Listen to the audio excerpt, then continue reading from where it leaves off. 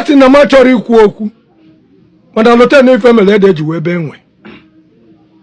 Ọ gịnị ka na-ekwu maka Soludo amarụ na olugo gị nke bịa lụnyebezie ndị Ọnịcha aka n'anya. Because aka ka na-alụnye ndị Ọnịcha anyị nwa bụ ụmụ Ezechime. Ịchọ ka ịmara ife anyị ga-eme Soludo. It's really a pity. N'oge ndị traditional rulers ndị Igwe nwe power agago. Ọ bụrụ bụ ife a na-ekwu n'ife ọbụla nwe advantage nwe disadvantage. Soludo ọ bụrụ oge ndị Igwe nwe power anyị na-adị enwe ndị Igwe pino. Ndị Igwe na-amara aga ọfọ na-amara aga ọjị ụtụtụ. Soludo ote ga-achụpụ gị n'ọkwa. Soludo achụpụ gị n'ọkwa ote ga-achụpụ gị n'ọkwa. But ọ dị mwute na ndị a niile anyị nyere ọchịchị kafa nọchite anya anyị.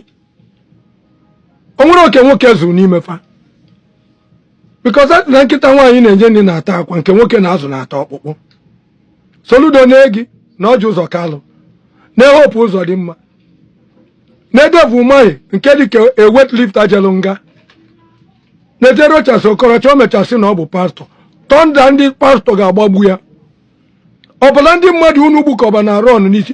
Soludo gị na campaign for second re-election sit at home ọkwa dị on nwaanyị ikwu osisi na ị ga-akwụsị sit at home. Soludo ịgbagokwa ịgbago second term. Ndị ori niile nọ n'ime ọfịa ihe ala ikpote wee mee campaign setụkwa afọ ahụ edi anyị nwa bụ ndị Igbo ka ndị bandit. Because anyị ma ịbịakwa second term ife nọ bụ ịchụgharị ndị nọlụ Soludo now because iwe ji achị Anambra steeti ị ga na-agwazi anyị ugboro na ị ga na-alụ ụmụ nwunye anyị because ụdị gọọmenti ị nọ na ya ị ga-ewepụta ndị polisi na amị inye anyị timetable etu anyị ga-esi n'ala ụmụ nwunye anyị. Mmadụ challenge kwa gị si gị jee mee DNA na ụmụ gị abụrụ nke gị. Anyị na-eche the result nwere ike iwepụta ya. Etreda nwee shade n'Ọnịcha. Oge sọrọ omepụ shade ọ bụrụ force. But if na plan bụ strategy ka o wee bụ na ndị IPOB na-egbusisi ndị Igbo etu gị na ọjị ụzọ Kanu si wee kwu ya Kalu si wee kwu ya. But onye ọbụla gbara unu nkịtị no action no reaction from anywhere. Iwe na-enyezi for mandate. Soludo imetegokwanụ mem. Soludo imetego mem. O nwe ka na-akpọ mem. Soludo imetego mem. Mem ga-esokwanụ gị. Because ọ bụrụ na nwa onye ọzọ ka a na-akpụ ụdị ntụ a na-akpọ nwa gị n'ike na London. Nwa ga na-akpọfa ike tego lọ. Onye ọbụla nwa ya na-akpọ otu n'obodo ebe a natakwa n'ala Igbo. Nwa gị na-akpọ na London idibizi na-akpọ glamour nke n'ọfịa ị na-akpụ ya ka ịkpọgbuo Soludo. Anyị makwa n'ifeta anaghị isi ama anwụ isi na nke bụ anwụnta. Soludo nwekwanụ ndidi ka ofe lọra zuo gị because ife a na-eme n'ala Igbo ndị ọha na eze bidoro ya. Ndị ọha na eze elu onye otufa ka nọ nga na London. Soludo ichekikwa your popularity na Nnewi. Ịbịa chọọchị nọ n'iru oche onye nwe anya furi onye nọ n'oche azụ ya bụ Peter Obi anaghị ezibiko ozugozie na ise oke. Soludo nwere shame akwụkwọ niile gụ na n'iyi otu a na-akpọ gị n'ike ka iji wee kpọtife ịkpọ ọ bụ na ịbụ prọfesọ gwa ha many books idego.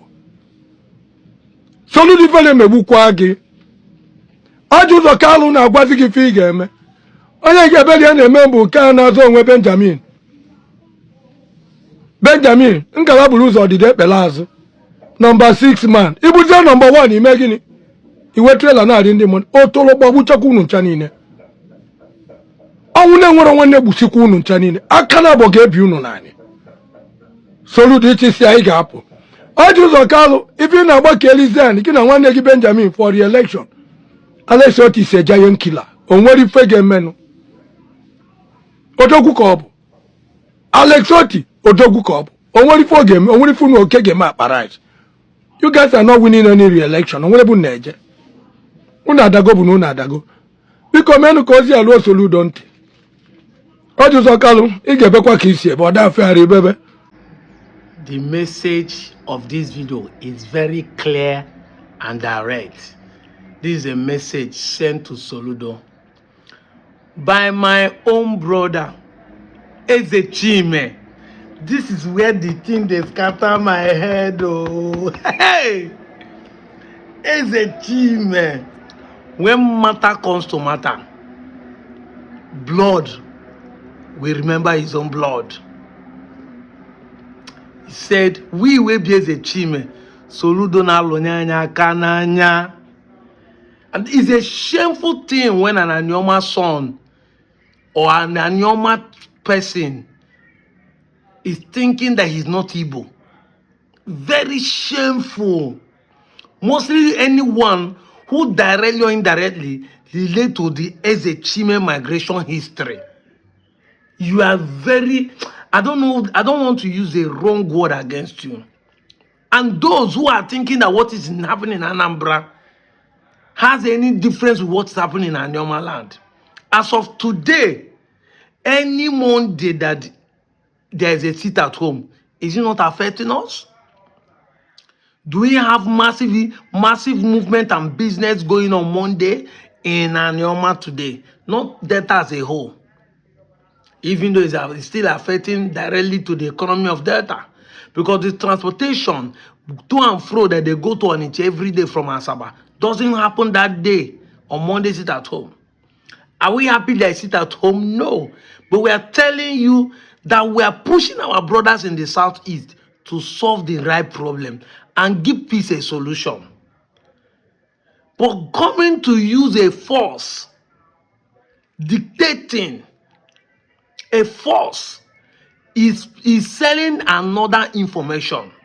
According to what we hear from this man, this thing that Soludo did is giving another narrative to the whole situation. Because everybody understands that something is fishing somewhere. I said it. They have been saying that the Muslims are killing Christians. They want to push one of us to make us start killing ourselves. They say Christians are also killing Christians. So that what they say Donald Trump wants to do, he will now have a rethinking that maybe it's a Nigerian thing. You guys should know. The truth we say, the Americans cannot be deceived. If Donald Trump has already made up his mind to do whatever he wants to do in Nigeria, he has already made up his mind. They won't be deceived, but there are people that will die in this deceptive game they are trying to play. Because if they start killing people in Igbo now, it is human beings like me and you, our own brothers, that will die for the sake of political games. And I don't know what they will benefit. I'm out of here, Joe.